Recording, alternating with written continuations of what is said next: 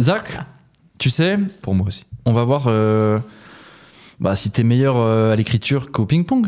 Qu'est-ce que t'en penses? Allons-y. Oh no. Oh no. Oh no, no, no, no, no. Bon, j'ai déjà la réponse en vrai. Hein. On le sait, hein. On le sait, hein. Tu nous as gratifié de quand même pas mal de belles chroniques.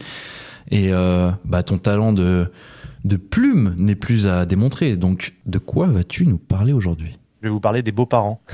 Des beaux-parents. Ok. Olé. Ok. Donc, je vais vous parler des beaux-parents. 2 points. Mauvais présage ou opportunité de réussir son couple. Non. Alors, cette première phrase doit vous laisser un petit peu dubitatif. Je vais m'éclaircir sur ces points-là. Alors, je parle bien sûr de beaux-parents dans le cas où votre conjointe est l'enfant biologique de 2 êtres vivants. Et à ce propos, donc, honte à celui qui a connu la vie de couple et prétendrait ne jamais avoir ressenti ce petit frisson avant que la porte s'ouvre pour l'officielle présentation des beaux-parents. Car il y a toujours un petit frisson, et on ne parle pas du frisson de la sortie du tome 2 de la dernière trilogie érotique de Marlène Schiappa, ou de l'adoption d'un petit chaton que vous avez vu qu'en photo. Je vous parle du frisson avant de monter dans une montagne russe, avant de pénétrer dans une ruelle sombre à 2h du mat, ou encore avant de monter dans un Airbus à 320 qui va traverser l'Atlantique de nuit, un soir d'orage. Oui. Ce soir, vous découvrez, donc le soir où vous allez chez vos parents la première fois, vous découvrez une partie immergée de votre partenaire amoureux qui a tout fait pour préparer le terrain en amont, mais vous savez autant que moi, on peut mater une photo de lasagne pendant 1 heure qu'on aura toujours faim derrière. Alors il faut aller à un moment donné dans le concret. Donc ça y est, la porte s'ouvre, vos sens sont déjà mobilisés sur tous les fronts. En face de vous, la belle-mère vient d'ouvrir, bien sûr. En même temps, les odeurs du domicile, son parfum, son pull, marrant ce pull, la luminosité, les cadres photos à l'entrée, trop de signaux, trop de stimulation à l'intérieur de votre cerveau, on est déjà au bord du court-circuit. Ok, on se ressente sur la belle-mère, on a déjà noté des points saillants, ne pas juger, attitude non jugeante, allez merde non, qui ne juge pas putain, si je la voyais dans la rue, bien sûr je la jugerais. Faire une vanne, ça va te détendre, non, pas à haute voix, dans ta tête, fais une vanne dans ta tête, allez fais ta vanne, non là c'est trop méchant, bon allez j'arrête. Vous êtes submergé, vous n'avez même pas enlevé votre manteau, vous êtes déjà en état dissociatif qu'on peut retrouver lors de certains traumas, c'est-à-dire que votre cerveau se coupe des émotions. Vous voyez à la 3e personne votre partenaire qui commence à vous connaître maintenant, le sent que vous n'êtes pas bien, tel un enfant qui croit encore au Père Noël, vous avez encore osé penser que vous alliez être détendu ce soir-là, car finalement vous n'êtes là que par bienveillance par rapport à votre partenaire, vous êtes là pour les bonnes raisons, vous êtes quelqu'un de bien, et à ce moment-là en fait vous vous demandez si vous êtes vraiment quelqu'un de bien, si en fait vous vous êtes pas emballé, qu'est-ce que vous foutez là? Mais bon, j'arrête le massacre. En tout cas, j'imagine que ça vous a rappelé de bons souvenirs. Revenons à notre idée de base. Est-ce que les beaux-parents sont des êtres à redouter ou bien de formidables opportunités sur pattes? Je m'explique.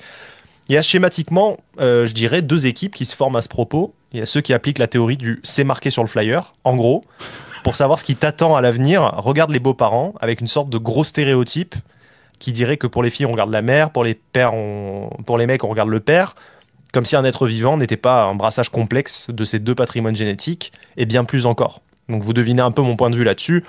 Un être humain, c'est le fruit d'un brassage chromosomique complexe, se baser sur les parents, c'est un peu beaucoup réducteur.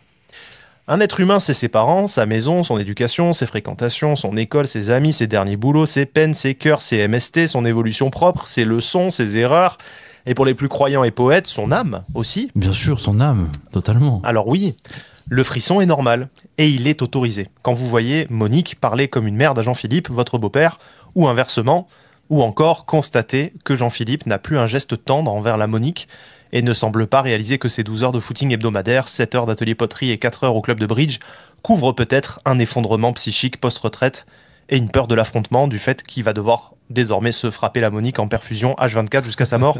Ce frisson, c'est le frisson de « et si je devenais un jour le Jean-Philippe ?» C'est humain, mais c'est un raccourci un brin trompeur de votre cerveau, trompeur, néanmoins légitime, car vous ne devrez peut-être pas faire l'économie de la vigilance. Les beaux-parents sont aussi une opportunité de confronter votre modèle de construction à celui de votre partenaire. Et il est toujours intéressant de s'enquérir du point de vue de votre partenaire par rapport à son propre milieu. Nous en venons à la 2e théorie. Les beaux-parents ne sont-ils pas une formidable opportunité de résilience et de co-construction d'un couple solide sa mère? Vous pouvez par exemple amener le sujet innocemment à votre partenaire et de manière très subtile. Exemple, ouvrez les guillemets. J'ai adoré les lasagnes de ta maman, quel cordon bleu. Et au fait, c'est moi ou elle parle comme une merde à ton papa? Point d'interrogation. Oui, c'est très bien, bien sûr. Voilà. Donc là, l'info, elle est passée subtilement après un compliment. C'est la technique de la pizza ananas ou technique ancestrale du sucré salé. Soyons clairs, le problème ici n'est pas de savoir si Monique a raison ou pas de mal parler au Jean-Philippe. Le problème, c'est que ça ne correspond pas à vos valeurs et que la réponse de votre partenaire va vous annoncer la couleur sur les siennes. Parfois, plongé dans son milieu d'origine, les masques tombent, un peu comme dans un film de Xavier Dolan, et du coup, c'est l'opportunité d'en apprendre davantage. Alors, suite à votre question, plusieurs options s'offrent.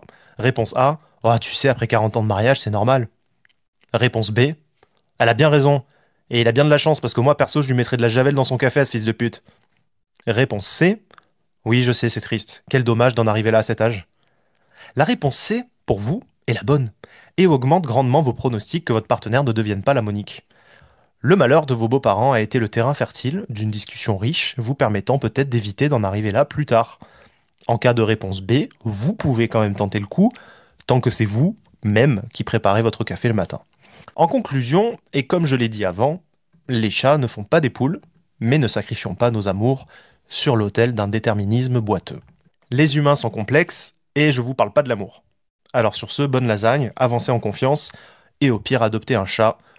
Bonne chance à tous. Oui, merci beaucoup Zach.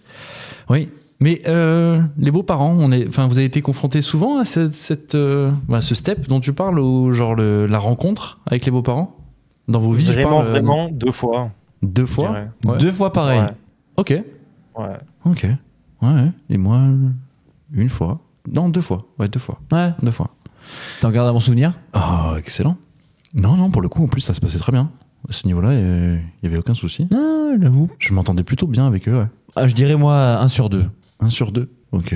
Non, moi, les 2 rencontres que j'ai pu faire avec les beaux-parents, ça s'est très bien passé et je les aimais beaucoup. T'es sûrement un magnifique gendre. C'est possible.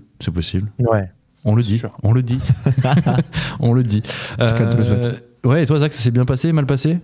J'ai eu beaucoup de chance avec les beaux-parents, moi, en général. Ok. Mais ça m'a pas empêché d'avoir, en fait, les réflexions que je vous ai présentées aujourd'hui parce que on est obligé de les avoir, Bien en sûr, fait. bien sûr. Forcément, t'analyses des trucs, tu vois, t'es dans son milieu d'origine, tu vois la dynamique, tu vois comment elle vit la dynamique de couple de ses parents. C'est vachement instructif de voir quelqu'un dans son milieu familial, etc. Donc, en tout cas, ça soulève souvent, quand tu reviens d'un week-end, en tout cas chez les beaux-parents, il y a toujours des trucs, il y a des questions qui se soulèvent que t'avais pas avant. Ouais, bah Ou oui. alors t'as appris des trucs, quoi. Ouais. Oui, c'est sûr. Et C'est souvent, sûr, ils sont vite exactement. répondus et voilà. Puis il y a un deuxième enjeu, il faut aussi plaire aux beaux-parents. C'est un des enjeux. Ouais. Tu C'est peux pas vrai non que- seulement genre juste faire abstraction de ça. Si tu leur plais pas, tu sais très bien que ça va avoir un impact aussi sur. Ouais, ça, c'est vrai. Tu sais sur qu'ils la parlent vie de toi générale. après pendant Ah oui. des Ah oui. heures et des heures. Ouais.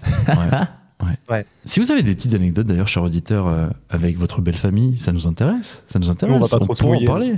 Bah. On a été plutôt honnête, non, là, sur le Ouais, sur oui, le on l'a sujet. été. On l'a été, Du moins, je bien sûr. trouve.